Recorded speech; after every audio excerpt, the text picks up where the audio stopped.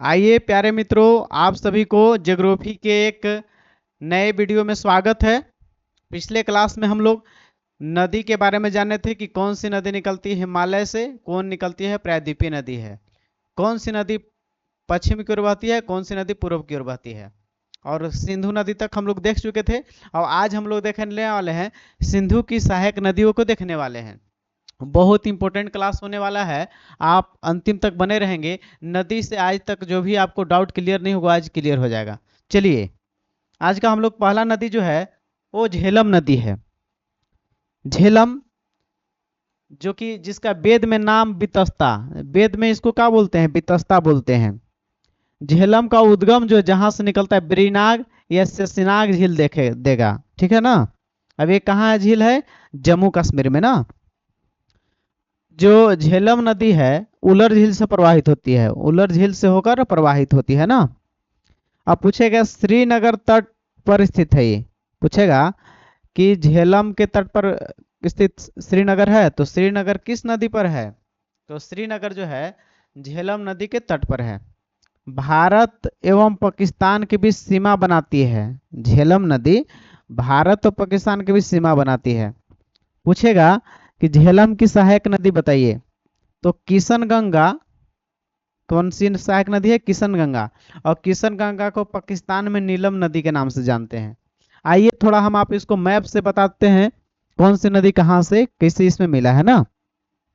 चलिए देखिए, सबसे पहले आपको पता है कि सिंधु नदी है। कौन नदी है ये जो लंबा दिख रहा होगा, ये सिंधु नदी है।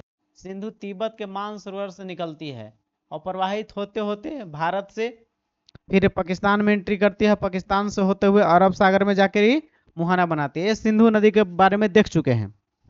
अब अगला जो हम लोग देखे अभी, ये आपका जो दिख रहा है आपका ये झेलम नदी है। झेलम नदी कहाँ से निकलती है, बेरीनाग या शेषनाग झील निकलती है, और निकलते निकलते बहते बहते फिर पाकिस्तान और भारत की सीमा बनाते हुए कहाँ मिल जाती है, चेनाब नदी। ये कौन नदी है, चेनाब नदी मिल जाती है।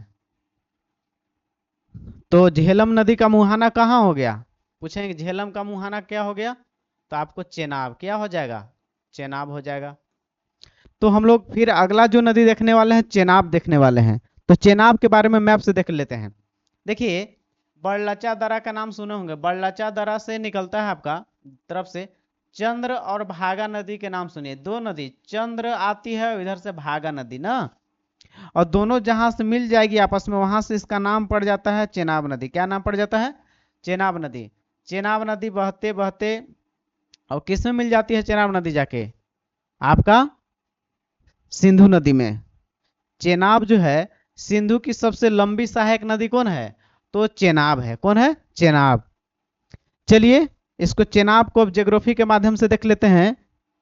रावी नदी को भी देख लेते हैं थोड़ा सा, और कहाँ कहाँ से निकलता है एक बार हम डाटा बता देंगे। जैसे रावी नदी जो है रोहतांग दर्रा से निकलती है, रोहतांग दर्रा से रावी नदी निकल के और जाके मिल जाती है चेनाब नदी में। फिर आपका जो है यहाँ पे देख रहे होंगे ये ब्यास कुंड है, ये ब्यास कुंड से निकलती है नदी जिसका नाम है ब्यास नदी। ये ब्यास नदी ऐसे बहते बहते बहते ये सतलज में मिल जाती है। किस में मिलती है, सतलज में मिल जाती है। तो ब्यास का मुहाना कहाँ हो गया, सतलज। अंतिम जो नदी देख रहे हैं आज का हम लोग देखेंगे, राकस ताल से एक नदी निकलती है। राकस ताल जो है मानसरोवर तिब्बत के पास ही है ना, वो निकलेगी जिसका नाम है सतलज नदी। सतलज नदी ऐसे बहते बहते बहते बहते आएगी और जाके कहाँ मिल जाएगी, चेनाब में, ठीक है ना। और एक चीज छूट गया, ब्यास नदी जो है सतलज में कहाँ मिलती है, जहां मिलती है उसको हरि के बैराज बोलते हैं, हरि के बैराज बोलते हैं ना। ये नदियों, 5 नदियों का संगम हो गया, जिससे आपका झेलम 1, चेनाब 2, रावी 3, ब्यास 4 और सतलज 5। ये पांचों नदी कहाँ आपस में होती है, तो यहाँ आप देखेंगे पंजाब में। पंजाब में इन 5 नदियों के को क्या बोलते हैं, पंचनद बोलते हैं। पंजाब में इन 5 नदियों का बोलते हैं पंचनद के नाम से जानते हैं। कौन कौन, तो आप देखिए कि झेलम हो गया, उसके बाद चेनाब हो गया, उसके बाद आपका रावी हो गया, उसके बाद ब्यास हो गया, उसके बाद सतलज हो गया। तो ये सभी नदियों को हम लोग पंजाब 5 नदियों को भूमि भी बोलते हैं ना। तो आपका यही 5 नदियों को आज हम लोग देखने वाले हैं। चेनाब नदी के बारे में आइए देखते हैं। चेनाब नदी को वेद में क्या बोला गया है? वेदों में इसका अस्किनी नाम चर्चा है ना। चेनाब नदी का उद्गम बड़लचा दरा हिमाचल प्रदेश से। सिंधु की सबसे बड़ी सहायक नदी चेनाब है। अब चेनाब की सहायक नदी कौन कौन है? तो सोहल, भियोट और भूटनाला, ये सभी चेनाब की सहायक नदी है। तो चेनाब के गो नदियों को मिलने पर चेनाब नाम पड़ता है? तो चंद्र नदी, चंद्र और इधर से भागा, और चंद्रभागा नदी आपस में मिलती है, वहीं से दोनों संगम को हम संयुक्त संगम को चेनाब नाम देते हैं ना। चलिए आगे देखते हैं। रावी नदी को देखते हैं। रावी नदी को वेद में क्या नाम है? तो वेद में नाम पुरुषनी। वेद में नाम क्या है? पुरुषनी बोला गया है। रावी का उद्गम कहाँ है? रोहतांग दरा। रावी का उद्गम रोहतांग दरा। रावी का सहायक नदी क्या है? सीहोल है। रावी का सहायक नदी सीहोल और बेरा।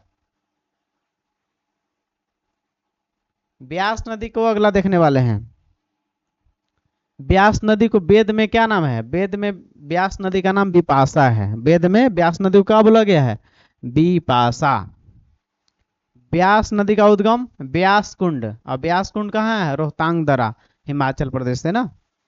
ब्यास नदी का मुहाना कहाँ है? सतलज में। और सतलज में जहां मिलता है उसको क्या बोलते हैं? Harike barrage. Harike barrage. Harike barrage जो है, हरिके बैराज नामक स्थान पर ब्यास नदी सतलज में आकर मिल जाती है। अब ब्यास की सहायक नदियों को देख लेते हैं।